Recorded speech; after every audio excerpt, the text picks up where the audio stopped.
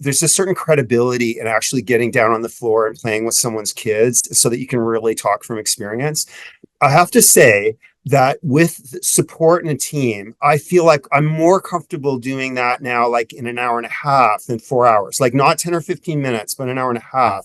And that does make a difference in terms of the number of kids that can be seen. But probably more importantly, if I talk to my community, like community pediatric colleagues, and say, this is potentially something that you can do in a couple hours, that actually makes it they're much more willing to consider that than if I say that you're going to need to block off 4 or 5 hours in a day if you want to take on a role. So again, it's sort of finding this balance, like not compromising, but how do we make diagnostic assessment attractive for a broader range of professionals, particularly people in really busy practice?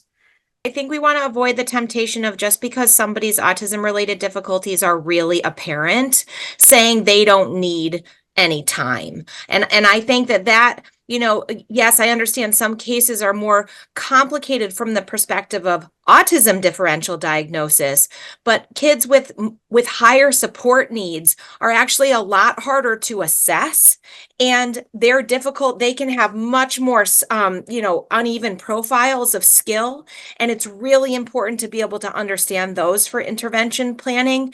So I don't want it to be the whole waiting room diagnosis kid doesn't get their share of time and their family, because their family is going to need more support over the long term too. That's absolutely true. And, when we think about the complexities in autism,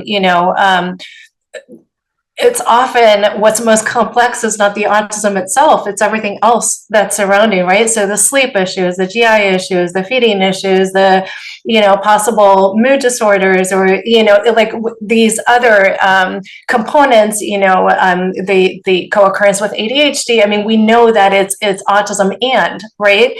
That whole, and so oftentimes what's most complicated, and if we don't assess it well, and to your point, Summer, of, we don't want to necessarily wait for a diagnosis when we have these things that we can treat, right? We can address some of these comorbidities or co-occurrences, and we should address them, autism or not, right? We have a child or a person in front of us who needs that right now.